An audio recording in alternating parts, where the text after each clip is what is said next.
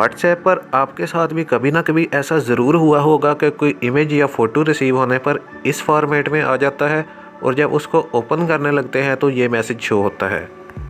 इस तरह के इमेजेस या फ़ोटोज़ को ओपन करने के लिए या देखने के लिए पहला स्टेप ये है कि आपने लॉन्ग प्रेस करके इसे सिलेक्ट करना है और जिस बंदे ने आपको ये इमेज या फ़ोटो सेंड किया है आपने उसको फॉरवर्ड कर देना है।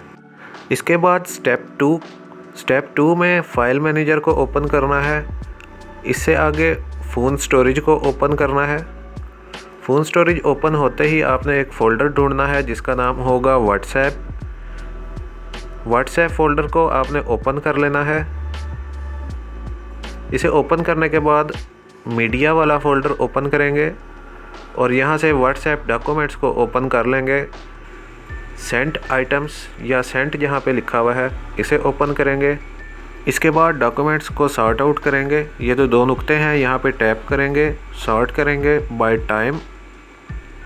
ये जो टॉप पे आपको अब एक डॉक्यूमेंट नज़र आ रहा है यही असल में वो इमेज है। इस पे लॉन्ग प्रेस करेंगे, मोर पे टैप करेंगे और रीनेम करेंगे। रीनेम करने के लिए जो प्रोसेस है वो है डॉट लगाएंगे सबसे पहले और उसके बाद लिखेंगे JPG। सिर्फ इतना ही करना है कि जहाँ पर नाम ख़त्म हो रहा है बग़ैर स्पेस के डॉट लगेगा और आगे JPG लिख देना है, स्पेस यूज़ नहीं करनी। एक बार फिर से इस सारे प्रोसेस को देख लें। लॉन्ग प्रेस करने के बाद रीनेम करेंगे, डॉट लिखेंगे और फिर JPG और साथ ही सेव करेंगे। इसके बाद दोबारा से सेव, तो ये ऑटोमेटिकली इमेज जो है आपको शो होना शुरू हो जाएगा।